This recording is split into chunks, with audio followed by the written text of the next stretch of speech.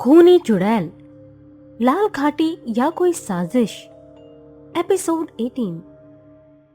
पंडित जी की आत्मा ने राजू को फिर वापस लाल घाटी जाने को कहा, लेकिन लाल घाटी जाने से पहले राजू को कुछ याद आया। क्या सोच रहे हो राजू? अचानक रुक क्यों गए? मुझे खुद से ज्यादा अपने परिवार की सुरक्षा की फिक्र है, इसलिए मैं महादेव के त्रिशूल को अपने परिवार के हाथों में सौंप कर जाऊंगा। महादेव का त्रिशूल तुम्हारे परिवार की जान तो बचा लेगा, लेकिन तुम्हारी जान का क्या होगा? मेरी जान की फिक्र मैंने कब की छोड़ दी है। मेरे लिए मेरा परिवार पहले है, जिसके लिए मैं अपनी जान भी दे सकता हूँ। नीलम के हाथों में महादेव का त्रिशूल सौंपकर राजू मशाल के सहारे लाल घाटी की ओर निकल पड़ा। तो वहीं दूसरी तरफ राजू के घर पर मौजूद पंडित जी की आत्मा ने अपना असल रूप दिखाना शुरू किया, जो कि कोई और नहीं बल्कि चुड़ैल का बेटा था। और इस वक्त वो पंडित जी की आत्मा को रूप लेकर राजू के घर पहुंचा था। तुम आगे मत बढ़ना, वरना इस महादेव के त्रिशूल से मैं तुम्हें हमेशा हमेशा के लिए समाप्त कर दूंगी। ये महादेव का त्रिशूल मेरा कुछ नहीं बिगाड़ सकता। आज तक उस पंडित की आत्मा ने राजू और तुम लोगों की बहुत मदद की, लेकिन आज मैंने उसे हमेशा हमेशा के लिए कैद कर लिया है, और राजू उसे भी आज मरने से कोई नहीं बचा सकता।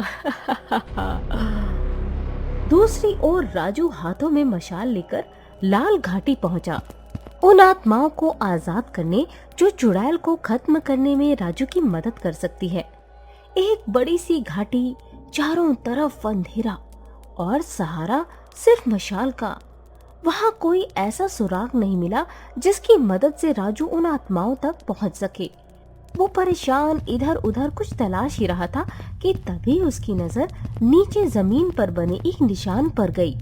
वो निशान बड़ा ही अजीब था, जिस पर दो सांपों की आकृति बनी थी।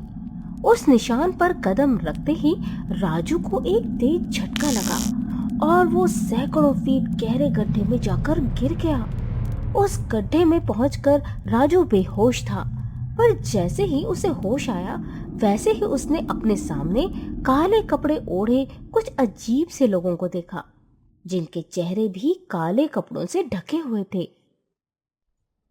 इतने सारे लोग काले कपड़ों में, कौन हो सकते हैं ये लोग? कहीं ये मुझे कोई नुकसान तो नहीं पहुंचाने वाले? राजू मन ही मन ये सब सोच ही रहा था कि तभी वे सभी लोग धीरे धीरे उसकी तरफ बढ़ना शुरू हुए और थोड़ी ही देर में चारों तरफ से उसे घेर लिया। ये सब देखकर राजू बहुत डर गया, लेकिन उस डर के बीच उसे पंडित जी की एक बात याद आई और अगले ही पल उसने जोर जोर से हनुमान चालीसा पढ़ना चाहा, लेकिन ये क्या? मैं हनुमान चालीसा क्यों नहीं बोल पा रहा हूँ? अचानक मेरे मुंह से ये आवाज निकलनी बंद क्यों हो गई? राजू इस चक्कर को समझ नहीं पा रहा था कि उसने अपनी आंखें बंद कर ली, क्योंकि अब मौत उसके बेहद करीब पहुंच चुकी थी। लेकिन राजू ने हिम्मत जुटाकर मन ही मन हनुमान चालीसा पढ़नी शुरू कर दी और फिर हनुमान चालीसा की शक्ति ने अपना असर दिखाना शुरू कर दिया। राजू के शरीर से सूरज की तरह एक तेज रोशनी बाहर आने लगी और इस रोशनी से उसके आसपास मौजूद सभी आत्माओं को कष्ट होने लगा। अब राजू खुलकर बोल सकता था। उसके अंदर का डर गायब हो चुका था।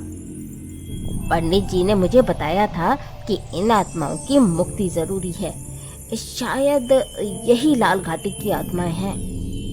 इतने में राजू की नजर मिट्टी से ऊपर निकले कुछ मटकों पर गई।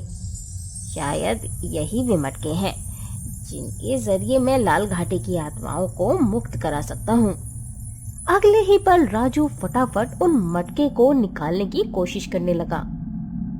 हनुमान चालीसा की शक्ति का असर अभी भी इन आत्माओं पर हो रहा है।